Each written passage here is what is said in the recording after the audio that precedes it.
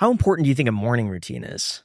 You've got quite the early morning routine, right? You're up at 4 or 5 a.m.? No, I got up this morning at 5. I went down to the gym.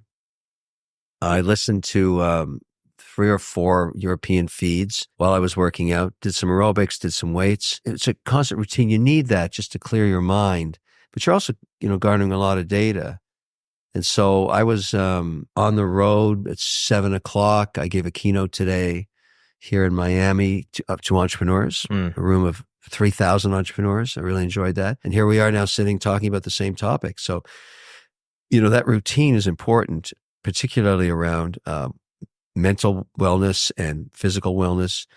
And I don't smoke. I don't take drugs. I drink wine. I like that. That's my one curse. It's bad for sleeping. I wear an Oura ring. And I've done something else, which is a little unusual, but I learned it from a bunch of guys I'm involved in longevity. I decided a couple of years ago to start wearing a glucose monitor, even though I'm not a diabetic, just to learn which foods spike my glucose, because every DNA is different. So I learned, for example, if you drink a beer, and I love beer, you're trying to keep your glucose range between 50 and 150, because it's not a theory anymore, it's a proven fact. If you spend your life spiking your glucose with sugar, your propensity to develop dementia, not Alzheimer, goes up geometrically. In fact, they've been able to arrest dementia by reducing heavy glucose loading. Essentially, you're frying your brain with sugar. So if you understand that, you start saying, well, let's see what foods do that. Well, for me, it's beer. I go from, 88 to 280 after half a bottle of beer. Well, that's really dumb. Don't do that to yourself.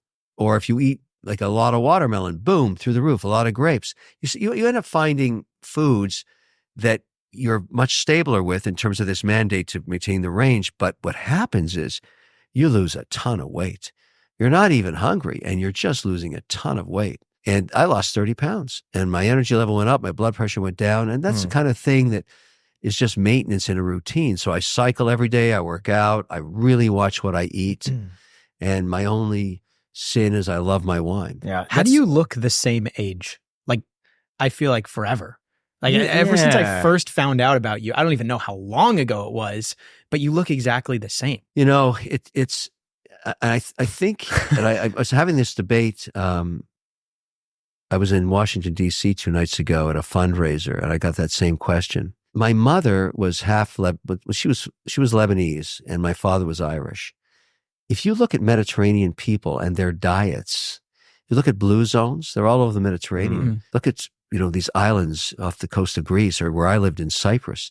People walk 40, 50,000 steps a day. They eat 2 meals a day of salad and fish and olive oil and olives, and they don't eat any sugar in their bread. And I don't know that's the secret, but remember, I grew up that way. That's all I knew living in Nicosia, Cyprus, eating Lebanese food cooked by Lebanese women. That, I didn't appreciate it back then, but that diet's crazy healthy. Like you don't eat any shit. That's just not part of their culture. And so the same with the Italians. If you go to Europe and see, it's so much about what you put in your body every day. Now, look, if you want to take drugs, you want to smoke, you want to do all that crap, well, you're going to look like shit. That's what's going to happen. So if you want to age out gracefully, think about what you put in your body and how you treat yourself. And the other thing, sleep. Get some sleep. I wear an Oura ring. I try for 7 hours and 11 minutes of sleep. And I've learned one thing, and I'll tell you right now. You got to stop drinking 3 hours before you go to bed. You just kill your REM. You kill your REM. You kill your sleep. Look, I don't achieve that every day, but I'm telling you, I try not to drink during the week so that I have these great nights of sleep. And I think that just helps you for longevity. Good food for thought for everybody. And all of this technology is so inexpensive now. Oura rings this technology would have cost you $100,000 10 years ago. They were a sponsor of our channel. I love the Oura ring. It's fantastic. Yeah. And the firmware updates are great. I wear it all the time and I'm always checking my sleep, and I snooze in limos everywhere. When I'm going between gigs, I zone out, get 10, 15, 20 minutes of sleep. Yeah. When people say, "Oh, it's not valuable sleep." Every minute of sleep is valuable. It's funny you mentioned the diet. The U.S. diet is so terrible that in January I did the caveman diet. So I just really The keto? Yeah, not keto, the caveman. Yeah, so yeah. it's just whole foods. It's kind of like paleo. Yeah, just one ingredient food. So like chicken, rice, broccoli. Yeah, you got to no processed food, no You got to sugars. watch white rice. That's a very big spiker. You should move to Brown rice. Yeah, I do brown. Yeah. But my point being, the first few weeks was actually really difficult because it was hard to find foods that were not processed, fried, or loaded with sugar. And when I got the diet down after about a week, and you have to be very careful about what you eat. Like going out to a restaurant, I'd look through what's in it. And I'm thinking, oh, I can't eat that. I can't eat that. I can't eat that. In the first few months, though, I lost 10 pounds. Yeah. And it's just body fat. And it's you all feel at once. great, right? You get energy goes Oh, up. totally. The And it was just that. What we screwed ourselves with in America that I've realized in the last 5 years is we put too much sugar in our bread. We dose our bread with cane sugar, which is insane because it's the worst thing you can eat. Europe, they do sourdough breads with no sugar. So when you eat a piece of bread here, you spike your glucose through the roof. Plain white bread is, in my view, it's my personal opinion, is poison. I wouldn't touch that shit. It's poison. I have to go out of my way here to find bakeries in Miami that make sourdough bread with no sugar. I don't want any sugar. I don't want any cane sugar. A lot of problems with cane sugar. There's too much of it. And slowly you'll see that the adoption of that kind of practice gets you in a much healthier place and reduces weight. But when you're in a restaurant, you're eating a loaf of bread or, and eating it before your meal comes, you're eating just cane sugar. It's garbage. If you had to pick a number, how much would you pay to go back 20 years? Oh, that's a great question. I would like to do that because I would have treated myself so much differently if I could have done that.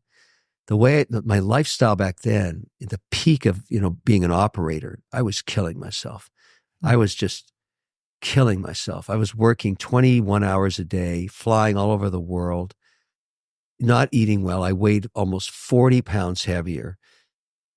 I wasn't sleeping at all. And I think to myself now, why was I doing that to myself? What did that cost me?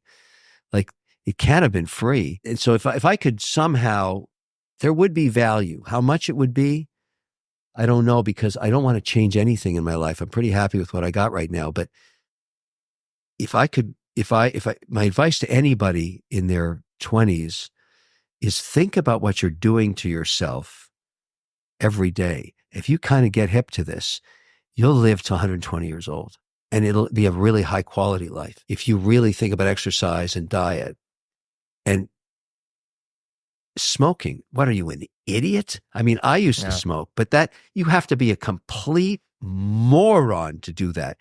That you have to be beyond moronic. You have to want to die in a horrible way. That is the worst thing you can do to your body. It's insane to inhale tobacco smoke. It's fucking crazy.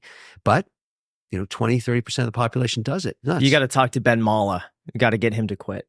Do you know Ben Mala? Yeah. I mean, look, it's such a dramatic change when you kick it. Within 90 days, you start to feel different. You start tasting things.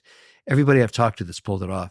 You got to take anything you can to stop yourself from smoking. How much would you pay, though, to go back 20 years? Now, let's just say everything is the same. It's just you today, right here, right now. Nothing has changed, but you're 20 years younger. Yeah, it's priceless.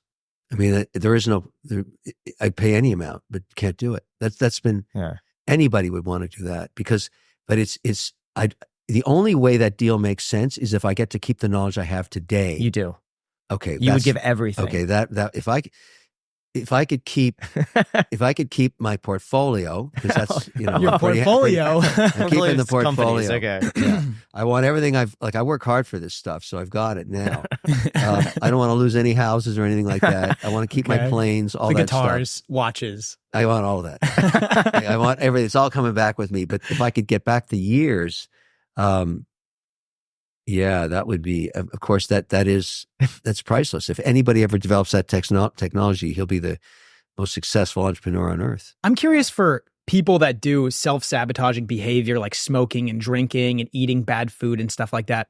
Do you think that they're just kind of born into that and they just, for some reason, have like a biological predisposition to not really think about things critically and how things may impact them in the future? Or do you think that's because they've just grown up accustomed to eating really poor foods, which then infects their brain into that self-sabotaging? I think the food thing is because they were brought up on a very high glucose diet, a high sugar diet, a high, because if you think about people in Europe, you look at France or Italy or the Middle East, they don't have that propensity to overeat because they were never, and even alcoholism in places like France where they introduce wine into children's diets at the age of 11. Many Europeans don't even drink at night.